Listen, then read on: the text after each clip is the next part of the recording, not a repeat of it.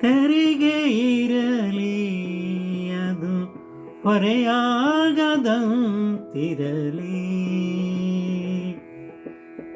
ಆಸೆ ಇರಲಿ ಅತಿ ಆಸೆಗೆ ಕಡಿವಾಣವಿರಲಿ.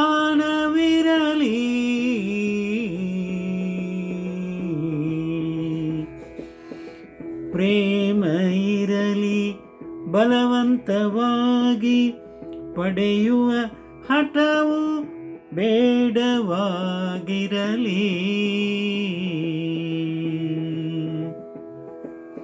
ಹಣ ಗಳಿಸಲಿ ಅದೇ ಸರ್ವಸ್ವವಾಗದಿರಲಿ.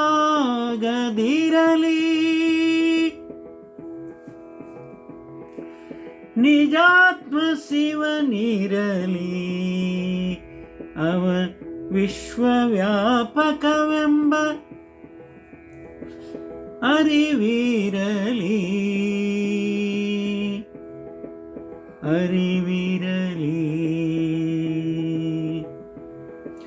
ಭಕ್ತಿಯೇ ಪ್ರಧಾನವಾಗಲಿ. ಭಕ್ತಿಯೇ ಪ್ರಧಾನವಾಗಲಿ. ಭಕ್ತಿಯೇ ಪ್ರಧಾನವಾಗಲಿ. ಭಕ್ತಿಯೇ ಪ್ರಧಾನವಾಗಲಿ.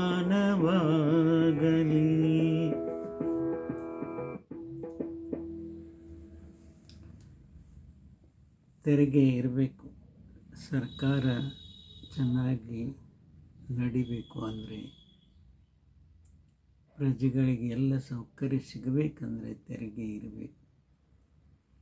ಆದರೆ ಅದೇ ತೆರಿಗೆ ಬಡವರಿಗೆ, ಸಣ್ಣ ವರ್ತಕರಿಗೆ ಹೊರೆಯಾಗದಂತೆ ಸರ್ಕಾರ ತೆರಿಗೆ ವಿಧಿಸಬೇಕು. ಅದು ಅಷ್ಟೇ ಮುಖ್ಯ.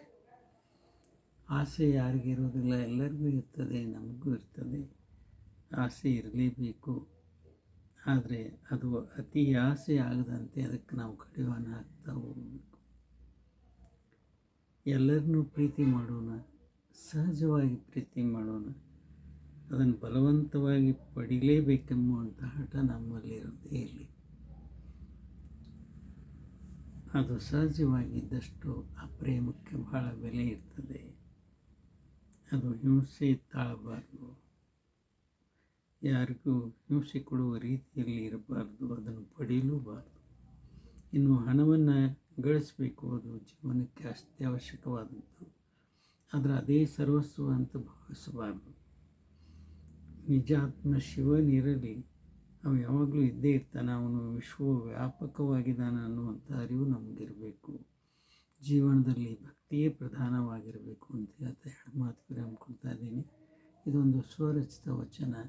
ಹಾಡಿದವರು ರವೀಂದ್ರ ಜಕ್ಕ.